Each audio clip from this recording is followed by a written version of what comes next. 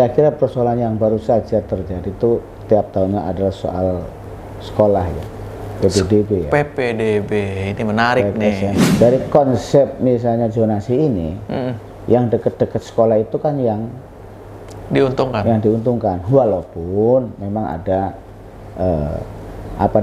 dari prestasi, mungkin afirmasi perpindahan orang tua. Tapi itu kan ya tidak sebanyak dengan dari zonasi.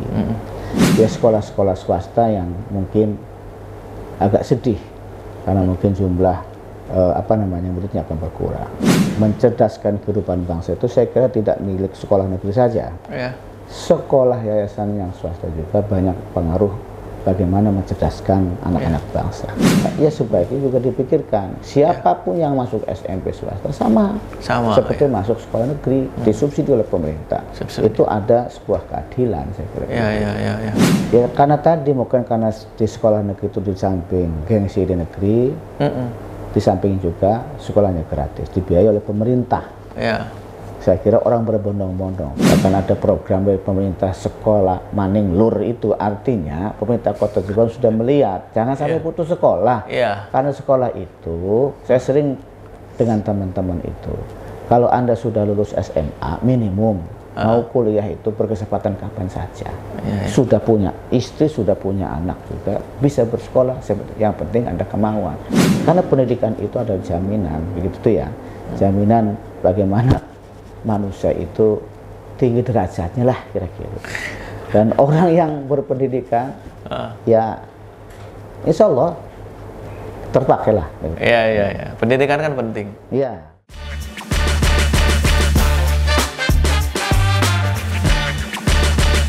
Gaspol ngebahas politik. Assalamualaikum, jumpa lagi bersama saya di Bantar Raya Channel di segmen Gaspol. Dan pagi hari ini saya bersama Wakil Ketua DPRD Kota Cilegon, Pak Haji. Apa kabar Pak Haji? Alhamdulillah. Tos dulu. Bang Rahmat sehat selalu. Alhamdulillah. Hal yang membanggakan saya ketemu sama Pak Haji deh. Sama. Selalu ceria gitu ya. Mohon izin nih, diganggu dulu waktunya. Terima kasih udah mau ngobrol-ngobrol lagi bersama saya Pak Haji. Sama-sama. Di Pileg 2024 Februari kemarin, saya tuh nggak lihat ada daftar calon tetap DPRD Kota Cilegon gitu atas nama Pak Haji. Diintip-intip, loh lari ke provinsi. Luar biasa Pak Haji. Apa yang mendasarin Pak Haji naik ke DPRD provinsi nih? Ya pertama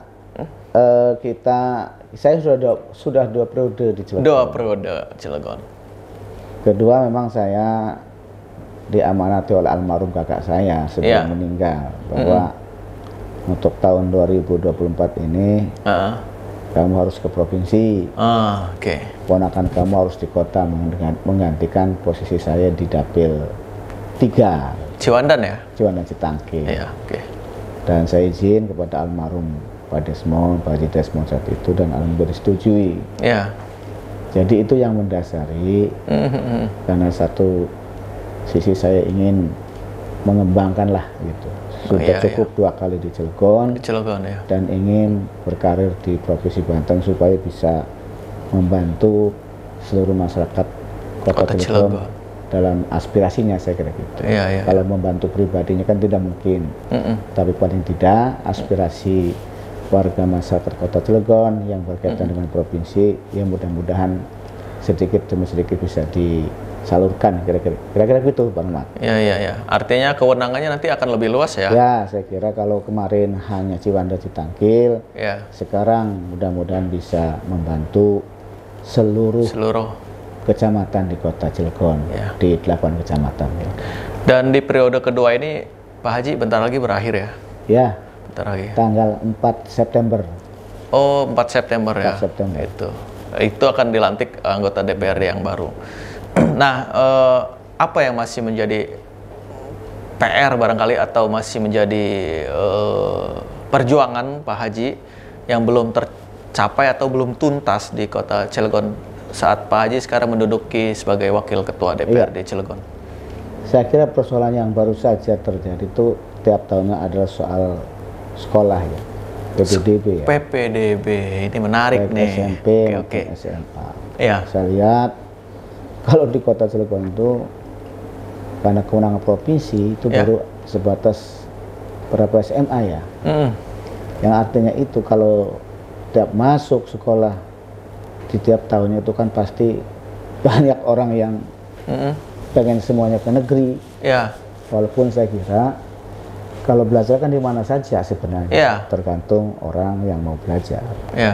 Tapi dari sisi kepentingan saya kira memang sebaiknya Cilegon itu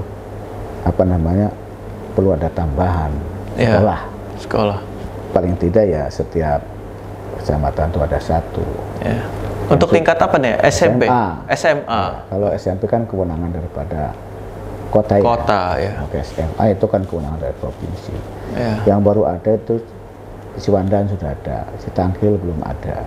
Citanggil belum ada, oke. Terus di Cilegon, ya kan, Cibebernya belum ada. Yang ada kan swasta. Terus di Bulmerak, Cilegonnya belum ada. Apalagi di Jombang Purwakarta. Kita perlu itu karena ini kan juga untuk meningkatkan SDM. Saya kira pemerataan pendidikan. Walaupun sebenarnya kalaupun ada ini ya sekolah-sekolah swasta yang mungkin agak sedih karena mungkin jumlah muridnya akan berkurang. Tetapi ini harus juga dipikirkan misalnya dari konsep biaya, pembiayaan sekolah swasta juga harus disamakan lah. Makanya alternatifnya kalau ingin menambah swasta harus dipikirkan supaya jangan mati karena mencerdaskan kehidupan bangsa itu saya kira tidak milik sekolah negeri saja. Sekolah yayasan yang swasta juga banyak pengaruh bagaimana mencerdaskan anak-anak bangsa. Karena saya sendiri punya sekolah yayasan. Yayasan. Alhamdulillah ya, kalaupun dua rombel itu masih dapat. Artinya kami memang ya punya prinsip ya pendidikan itu milik semua, tidak saja soal sekolah negeri. Dari konsep misalnya zonasi ini, yang dekat-dekat sekolah itu kan yang diuntungkan. Walaupun memang ada dari prestasi, mungkin afirmasi perpindahan orang tua. Tapi itu kan ya tidak sebanyak dengan dari zonasi. Saya kira itu yang menjadi sebuah PR, di samping ya PR-PR lain. Saya kira sambil kita nanti juga mungkin akan berkoordinasi tentu dengan wali kota, dengan para OPD, apa kira-kira yang bisa menjadi perhatian di Cilegon ini dari provinsi. Saya kira itu, Pak Rahmat ya. Masyarakat ini sekolah ke negeri itu kan sebenarnya yang diburu itu karena murah atau gratisnya barangkali ya Pak Haji? Ya, karena ada subsidi dari pemerintah. Subsidi pemerintah kan, gratis semua terfasilitasi oleh pemerintah. Sementara swasta kan kalau di bawah yayasan ya sekolah yang memang mandiri, semuanya dari operasional sekolah, ya dari mandiri. Nah dari sisi itu memang sampai sekarang juga memang masih ada sekolah-sekolah swasta yang dekat negeri, kadang-kadang sudah daftar di swasta, diambil lagi itu. Artinya dilematis ini kalau kita sekolah kita tambah misalnya kita swasta pasti akan berkurang kecuali memang pemerintah bisa mensubsidi atau memberikan bantuan di sekolah swasta itu gratis juga gitu loh. Nah itu maksud saya. Nah itu memang permasalahannya kan masyarakat antusiasnya tinggi ke negeri itu karena itu kan. Ya saya kira iya. Berarti perlu peran pemerintah sangat menyentuh ke swasta. Dan saya sudah saya sarankan, coba dipikir kalau mau begitu misalnya, termasuk SMP di Kota Cilegon, mungkin dengan penambahan beberapa 4 SMP itu masih kurang.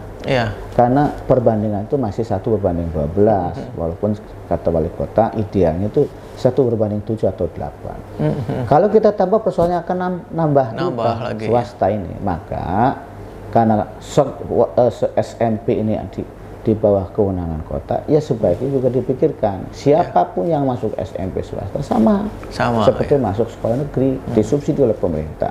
Itu ada sebuah keadilan, saya kira. Ya. Sehingga swasta juga bisa hidup. Ya, swasta juga bisa hidup, dan saya yakin saya SMP-nya swasta. Oh ya. Ya SMP-nya SMA-nya negeri ya. D3-nya swasta, akhirnya juga negeri juga Untirta. Saya kira sekali lagi soal pendidikan soal orang, tapi pemerintah maksud saya juga bisa memberikan perhatian. Kalau ada alternatif menambahkan sekolah negeri, dipikirkan sekolah swastanya supaya sama-sama orang yang berbuat baik. Saya kira sekolah itu kan orang yang menciptakan sebuah amal jariah, saya kira gitu ya, mendidik anak-anak menjadi pintar. Gitu persoalannya ya. Ya, artinya hal yang sangat penting juga dilakukan oleh pemerintah itu pengawasan menurut saya Pak Haji. Karena di sekolah itu kadang-kadang melanggar kuota. Misalkan sekolah A ini kuotanya hanya 2 rombongan belajar atau 2 kelas. Karena antusiasnya tinggi, yang daftar ada banyak, ya diambil juga tuh. Nambah dia rombongan belajarnya. Ya kan harusnya kalau diberlakukan rombongan belajarnya ini sesuai kuota, yang tidak masuk dengan rombongan ini kan bisa masuk ke sekolah swasta. Iya, itu gitu. Memang saya kira sudah terjadi demikian. Iya. Ya karena tadi mungkin karena di sekolah negeri itu di samping gengsi di negeri, di samping juga sekolahnya gratis, dibiayai oleh pemerintah. Iya. Saya kira orang berbondong-bondong, tidak di mana-mana. Bang Rahmat itu soal bagaimana berbondong-bondong ingin masuk sekolah di negeri. Termasuk anak saya pun ya, saya sekolah ke negeri. Ya bukan karena mohon maaf soal pembiayaannya, tapi memang anak saya masuk dari jalur prestasi. Karena zonasi itu nggak masuk kemana-mana. Jauh ya. Saya punya kecamatan di Ciwandan SMA 5. Istri saya ngajar di situ juga. Tapi kalau secara zonasi itu nggak masuk, kejauhan, agak jauh begitu. Jadi harus masuk dari jalur lain. Alhamdulillah diterima di SMA 2. Kalau Pak Haji kan bukan karena biaya, masa iya. Tapi lebih kepada mungkin pengen taraf. Karena memang kualitasnya di samping anaknya juga pengen, kan tadi dari mondok ya. Gitu. Dari sekolah Islam terpadu. Ya mungkin karena pengen di SMA ya silahkan saya bilang. Karena saya menyadari kalau jalur zonasi itu nggak masuk, maka jalur lain. Jadi kembali ke soal pendidikan ini, saya kira memang menjadi prioritas. Kan ini kan di undang-undang menjadi prioritas dasar. Pemerintah menyediakan, tapi juga harus dipikirkan sekolah-sekolah swasta yang memang sudah bertahun-tahun, bagaimana juga bisa mencerdaskan kehidupan bangsa, bisa menaikkan EPM Kota Cilegon ini juga jangan sampai hilang atau tahun demi tahun berkurang.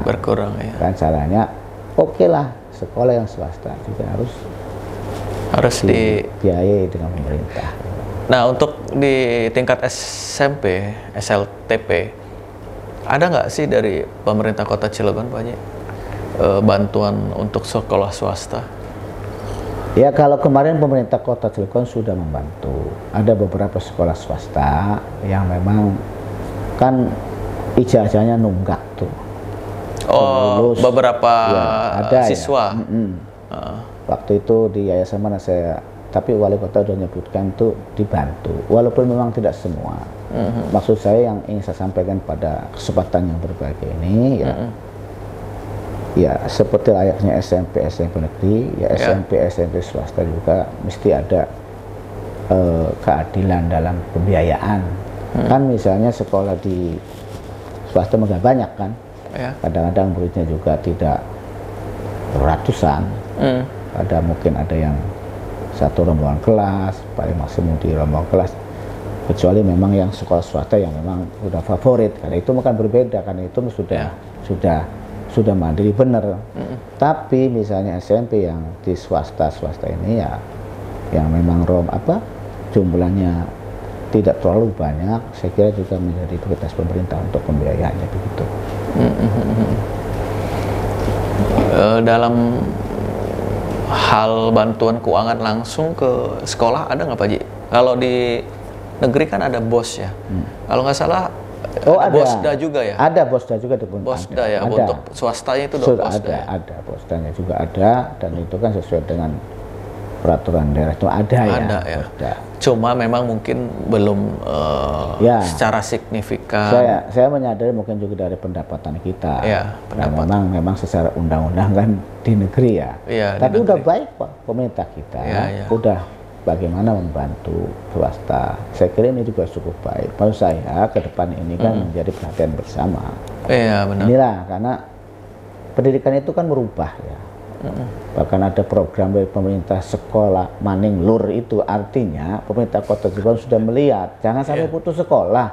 Karena sekolah itu, saya sering dengan teman-teman itu, kalau Anda sudah lulus SMA minimum mau kuliah itu berkesempatan kapan saja. Sudah punya istri, sudah punya anak juga, bisa bersekolah, yang penting ada kemauan. Tapi minimal standar itu harus kita tempuh, mau dengan paket C, mau dengan ini kan. Yang penting formalnya kita mempunyai ijazah sekolah itu. Banyak kan orang yang berhasil, mohon maaf karena mungkin dulu tidak berkesempatan sekolah, mungkin bekerja, mencari nafkah. Kan banyak orang berhasil dengan paket C. Negeri kan paket C sama dengan begitu. Bisa berkuliah, bisa juga sejajar dengan yang lain. Karena pendidikan itu adalah jaminan, begitu tuh ya. Jaminan bagaimana manusia itu tinggi derajatnya lah kira-kira.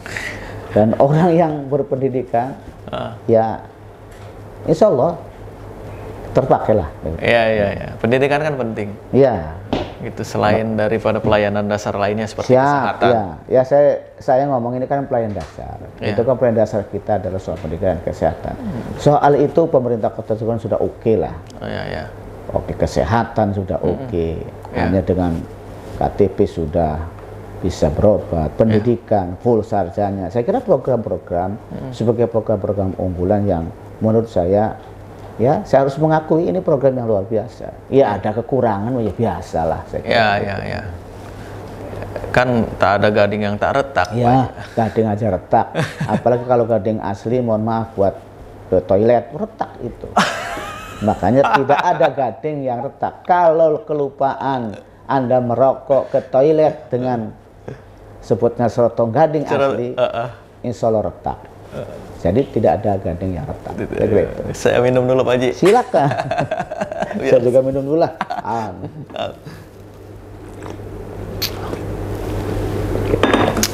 Nah, ngomong-ngomong program, tentu kan ini perlu pembiayaan. Kalau nggak salah saya dengar Pemkot Cilegon ini membentuk tim khusus namanya tim pencari pendapatan. Gitu ya Pak Haji ya? Apa tanggapan dari DPRD Kota Cilegon terkait tim ini? Ya, kalau sudah ada satgasnya, berarti ada sebuah yang mungkin persoalan. Persoalan itu saya kira, saya mengetahui ini kan mungkin cara bagaimana perencanaan. Perencanaannya mungkin yang semula baru potensial. Misalnya ada perusahaan A atau apa yang mau investor, ini kan baru potensial, bukan sebuah sudah menjadi hal yang pasti. Gitu ya. Itu kan dimasukkan dalam suatu pendapatan potensial, padahal bukan. Sehingga saya mengetahui ada salah satu investor itu bisa tidak jadi istilahnya. Kan, Di samping itu juga saya melihat bahwa memang pemerintah Kota Cilegon itu ingin membedakan. Artinya PBB-nya industri dan PBB-nya rumah tangga biasa itu harus ada perbedaan. Dan itu saya kira memang ini wilayahnya ada di PPKD. Bagaimana tekniknya sehingga sampai terjadinya satgas atau satgas pendapatan. Potensi apa sih yang mau dibidik dari tim ini, Pak Haji? Ya, sebenarnya potensinya supaya berjalan dengan normal apa yang sudah direncanakan. Misalnya apa tuh? Ya, biasanya kan soal PBB ya, soal BPHTB. Ya kan, BPHTB kaitan dengan jual beli tanah biasanya kan oleh investor. Kan ini menjadi sebuah persoalan. Misalnya tadinya sudah mengiyakan, merencanakan akan berinvestasi, begitu kan? Kalau berinvestasi, kalau jadi kan berarti ada transaksi yang secara undang-undang, yang namanya BPHTB itu. Artinya ada potensi pemasukan dong, gitu kan? Dalam kenyataannya tidak terjadi, mungkin dari sisi ini pindah atau lain sebagainya, ya sehingga itu menghambat atau namanya harus melihat pendapatan itu sesuatu yang harus disesuaikan. Direncanakannya ada, ternyata tidak ada, itu kan harus berpikir ulang. Kedua, misalnya soal besarnya PBB dari NJOP, maksudnya dari industri dengan rumah kan harus berbeda. Dalam misalnya menetapkannya juga tidak di awal tahun misalnya, kan berbeda juga masuknya gitu loh. Dan itu saya lihat itu yang terjadi saat ini, sehingga saya kira ini kan sebuah biasa ya. Saya beberapa kali juga studi banding dengan kota-kota yang memang mirip dengan Cilegon, itu ada soal investasi tadi, orang investornya tadi, betul. Saya pernah ke daerah Jawa Barat juga, sama, ada potensi sekian, kenyataannya sekian, sehingga harusnya secara perencanaan itu kan berubah ya. Dan Satgas itu saya kira untuk juga saling mengingatkan bahwa pendapatan daerah itu penting dalam kelangsungan pembangunan. Kalau salah dalam misalnya merencanakan, memprediksi, termasuk juga soal pendapatannya ini kan juga berpengaruh terhadap apa program-program pemerintah wali kota yang sudah disusun. Maka Satgas itu saya kira ya sesuatu hal yang bagus untuk sekiranya mengejar. Dan itu kan bisa, kita ada pemerintah provinsi, ada pemerintah pusat, bagaimana untuk bila perlu memohon ada pusat, DAU, DAK, misalnya kan gitu, bantuan keuangan. Saya kira itu, Bang Ramatian. Per tahun 2023, PAD-nya berapa sih kita? Ingat nggak? PAD kita dia hampir 800-900 miliar. Persisnya ini ya, miliar. Itu ya. stuck itu beberapa tahun terakhir. Oh, enggak naik terus. Ya, naik terus itu karena ini. Nah, kita direncanakan kan naik di tahun ini. Tahun ini naik direncanakannya kan naik 1, kan gitu ya. Ya pokoknya satu lah itu ya. Satu ke atas ya. Ya, karena ada asumsi tadi bahwa ada investor potensi ini yang kira-kira akan memberi masukan pendapatan kalau terjadi transaksional. Tapi yang namanya rencana kan pasti ada saja namanya juga rencana. Ini yang harus disadari bersama sekali lagi bahwa potensial itu belum menjadi harusnya. Jadi kita memang harus merencanakan dengan real. Gitu ya. Real aja kita dulu. Adapun nanti ada itu ya kita kan bisa masukkan dalam perubahan kan bisa atau menjadi di tahun depan. Itu yang harus menjadi perhatian. Ya, saya ngomong ini sebagai sebuah koreksi saya ya kepada seluruh, bukan kepada orang per orang, karena memang ini harus hati-hati. Apalagi kita daerah industri, investor yang memang investasi kan banyak persoalan juga, ya kan? Ada politik, ada lain kayak gitu ya. Namanya juga orang mau memberikan uang atau ini kan juga biasanya kalau ada orang yang tidak nyaman atau mungkin harganya atau juga di luar daripada undang-undang kan juga nggak boleh, misalnya Cilegon memberikan di bawah aturan kan nggak boleh juga. Kan ada mungkin investor mentang-mentang ini mau bayarnya di bawah dari standar, kan nggak boleh sama pemerintah juga. Inilah yang saya kira harus ya diperbaiki bersama lah. Karena setiap pemerintahan itu pasti ada. Ini kan soal rencana dan realisasi. Dan kalau soal rencana realisasi ya saya dipelajari ilmu forecasting namanya itu. Luar biasa. Ramalan kan saya orang teknik industri, rencanaan. Ya walaupun tidak paham hafal, ya begitulah perencanaan. Pasti ada yang ini. Jadi intinya kalau menjadi potensial itu belum bisa menjadi sebuah perencanaan yang misalkan nih target yang dibidik ini meleset, harusnya ada plan B-nya nggak tuh? Harus membuat plan B nggak? Target B-nya nih apa? Oh iya, kan namanya anggaran itu ada reguler, ada perubahan. Oh iya. Kan? Ya kita disesuaikan dan kondisi pendapatan berarti ada yang disesuaikan kegiatannya. Itu hal yang biasa. Tapi kalau kebanyakan merubah sesuatu yang sudah diprogramkan juga kasihan pemerintah Kota Cilegon yang sudah merencanakan harusnya dinikmati oleh masyarakat, oleh warga masyarakat Kota Cilegon. Tapi mungkin ada karena pendapatannya yang tidak sesuai dengan rencana sehingga agak tertunda. Saya kira itu saja sebenarnya. Selain dari PBB, potensi lainnya kan kita punya pelabuhan nih. Maksudnya kita di pinggir laut gitu. Itu bisa nggak kira-kira dimaksimalkan? Ya kita punya Cilegon Mandiri dan sudah Cilegon udah oke lah. PDPCM yang nama Cilegon itu oke itu, BUMD itu sudah oke. Udah bahkan sekarang naik. Ya.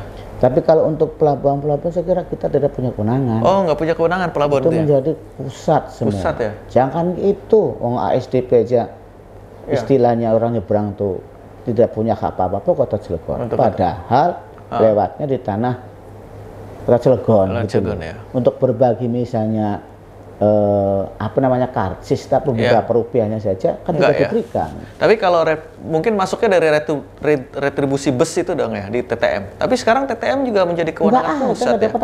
Kalau dulu kan TTM masih dikelola iya, dulu terus kan zaman almarhum itu kan di kewenangannya dialihkan ke pusat. Jadi persis Cilegon tidak mendapatkan apa-apa dari pelabuhan-pelabuhan itu. Ya memang potensi ada, tapi karena regulasinya tidak memungkinkan, nggak boleh juga. Saya masih ingat itu TTM dibangun oleh Pemkot Cilegon loh dulu. Iya, saya berarti sekarang asetnya diserahin? Semua diserahkan. Ke pusat? Iya, saya belum jadi anggota DPRD dan saya tahu itu. Dan sekarang sudah diserahkan karena kewenangannya kepada pusat. Kenapa sih diserahin? Apa karena beban dengan pemeliharaannya? Ya bukan itu kewenangan. Kewenangan, emang ditarik ya kewenangan.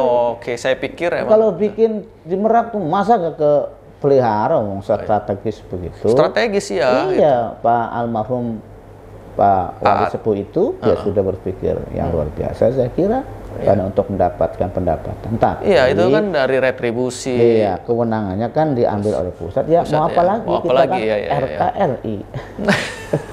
Itu.